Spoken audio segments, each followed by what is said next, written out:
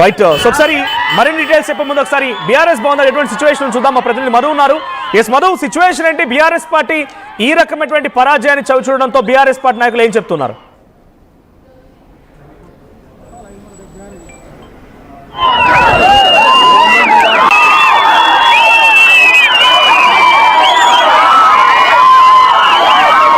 Right Madhu, BRS పార్టీకి సంబంధించి అనుకోని రీతిలో నిజామాబాద్లో 4వ స్థానం, కరీంనగర్లో 3వ స్థానం, ఇతర మున్సిపాలిటీలో హంగ్ రావడం పెద్ద ఎత్తున ఒక ఘోర పరాజయం అని చెప్పాలి. సో బీఆర్ఎస్ పార్టీ ఇటువంటి ఈ ఫలితాలని ఆ నాయకులు ఎలా చూస్తున్నారు?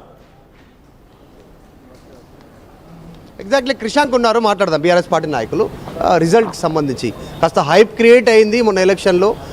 కేటీఆర్, హరీష్ రావు విస్తృతంగా పర్యటించారు, నాన్ స్టాప్ మార్నింగ్ నచ్చారు. అనుకున్న ఫలితాలు రాలేదా? కృష్ణ గారు ఏమనిపించింది? ఎంత ప్రచారం చేసినామండి మేము. మీరు గమనిస్తే మా ప్రచారం అంతా కూడా సిట్ ఆఫీస్లో చుట్టే నడిచింది కదా.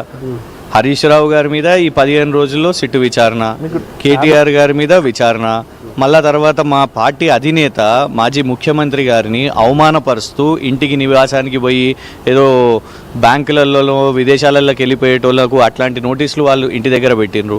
మా పార్టీ నాయకులు అందరూ కూడా ఒకవైపు కేసీఆర్ గారు బీఫామ్లు సంతకం పెట్టాలన్నా, ఇంకోవైపు ఇటు సిట్టు విచారణ వీటికి హాజరు కావాలన్నా, ఇవన్నిటిలో కూడా మేము ఇవాళ మీరు గమనించండి, లాస్ట్ ఈ రాష్ట్రంలో సింబల్తో ఎలక్షన్స్ ఎప్పుడైనాయి? పార్లమెంట్ ఎలక్షన్స్ అయినాయి. పార్లమెంట్లో వీళ్ళే అన్నారు కదా, అరే వీళ్ళ పరిస్థితి పూర్తిగా సున్నా అయిపోయింది, ఒక్కటి కూడా రాలేదు, మొత్తం నరేంద్ర మోదీ గారే, రాహుల్ గాంధీ గారే అని అన్నారు. కానీ ఇవాళ ఇప్పటికి వస్తున్న ఫిగర్స్లో 750 కాంగ్రెస్ పార్టీకి ఉంటే మేము 450 ఉన్నాము అని అంటేనే వాళ్ళకంటే సగం కంటే ఎక్కువ మేము ఇవాళ ఉన్నాము. దాంట్లో డౌట్ లేదు. అంటే కొన్ని చోట్ల బీఆర్ఎస్ వెల్ పర్ఫామ్ చేసింది.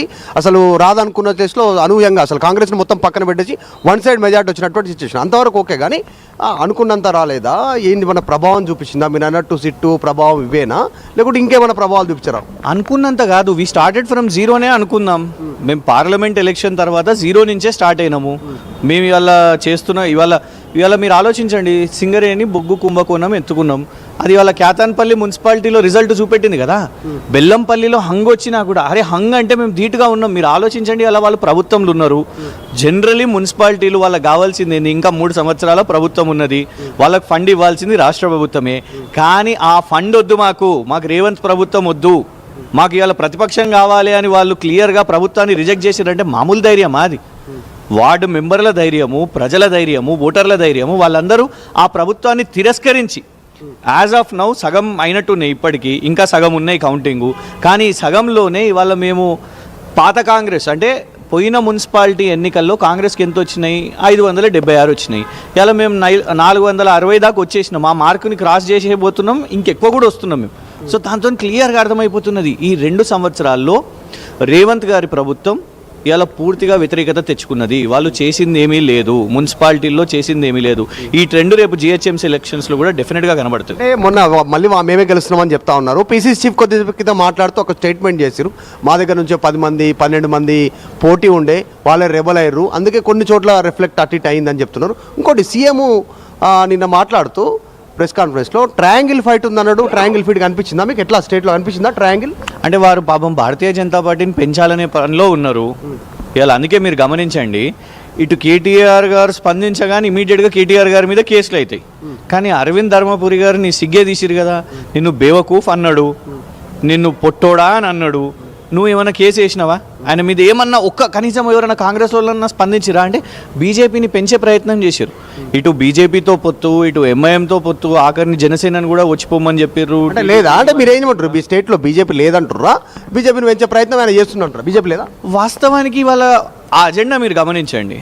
అసలు మున్సిపాలిటీ ఎలక్షన్స్లో ఏముండాలండి? మున్సిపాలిటీ ఎలక్షన్స్లో నువ్వు ఒక మున్సిపల్ శాఖ మంత్రిగా, మున్సిపల్ శాఖ నీ దగ్గరనే ఉన్నది.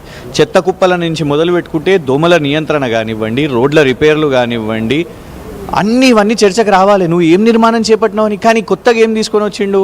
మున్సిపాలిటీ ఎన్నికల్లో బీజేపీ తరహాలో ముస్లిం 4% రిజర్వేషన్. నువ్వు డిక్లరేషన్లో హామీ ఇచ్చింది ఏంది? 10% రిజర్వేషన్. కానీ నువ్వు ఇక్కడ 4% రిజర్వేషన్ అని చెప్పినావు. పోనీ నువ్వు ప్రభుత్వంలో ఉన్నావు, నువ్వు ఈ 2 సంవత్సరాల్లో నీకు సాధ్యమైనప్పుడు నువ్వు చెయ్యవు, నీ నాయకుడు రాహుల్ గాంధీ పార్లమెంట్లో మాట్లాడాడు, నీకు కేవలం మున్సిపాలిటీ ఎన్నికల్లో గుర్తొచ్చింది. అప్పుడు పార్లమెంట్ ఎన్నికల్లో మాట్లాడినా, ఇప్పుడు మున్సిపాలిటీ ఎన్నికల్లో మాట్లాడు, మధ్యలో ఎక్కడ మాట్లాడలేదు. ఎందుకు? ముస్లిం 4% రిజర్వేషన్ అనగానే ఎవరు ఉరికొస్తారు? అరే మా అజెండా పట్టిండ్రా బై చలో అనేసి ఇటు బీజేపీ వాళ్ళు ఉరికొస్తారు. ప్రజల అజెండా పోతుంది. ఒక మున్సిపాలిటీ ఎన్నికల్లో జరగాల్సిన చర్చ ఆ అజెండా నుంచి డైవర్ట్ చేసే ప్రయత్నం చేసిండు. ఇవాళ ఏం చేసిండు ఆయన? బీఆర్ఎస్ బీజేపీ ఒకటి. పాపంగా అమ్మాయిలు వీణావాణి వాళ్ళిద్దరు లాగానే బీఆర్ఎస్ బీజేపీ. అంటే ఇంత చిల్లర క్యాంపెయిన్ ఎప్పుడు కూడా చూడలేదు అసలు. ఒక ముఖ్యమంత్రి ఒకటి క్రిషాంక్ గారు, ఒకటి వర్కింగ్ ప్రెసిడెంట్ కేటీఆర్ స్టేట్మెంట్ చేశారు క్లియర్గా. ముఖ్యమంత్రి ఇప్పుడు ఈల్డింగ్ ఉంటుంది క్రికెట్లో, టెంప్ట్ చేయడము, ఆ టెంప్టింగ్ లెషన్లకు పోవడం, అవుట్ చేయడం. సో అట్లా పరిస్థితి జరిగిందా? మొదట్లో వర్కింగ్ ప్రెసిడెంట్ అన్నారు ముఖ్యమంత్రి మాటలను పట్టించుకోవద్దు, బూతులను పట్టించుకోవద్దు, ఆ ట్రాప్లోకి పోవద్దని. చివరికి ఆ ట్రాప్లోకి పడ్డదా బీఆర్ఎస్? చూడండి, ఒకటి కేటీఆర్ గారు వారినేమన్నా అంటే రియాక్ట్ గారు, ఇంకెవరినన్నా కూడా మేము ఎవరం రియాక్ట్ అవుతలేము. కానీ కేసీఆర్ గారిని పట్టుకొని నువ్వు రా అనే పదం వాడి నీ జాతి ఏంది ఇదంతా ఏంది అని అన్నప్పుడు ఎంతవరకు మేము మౌనం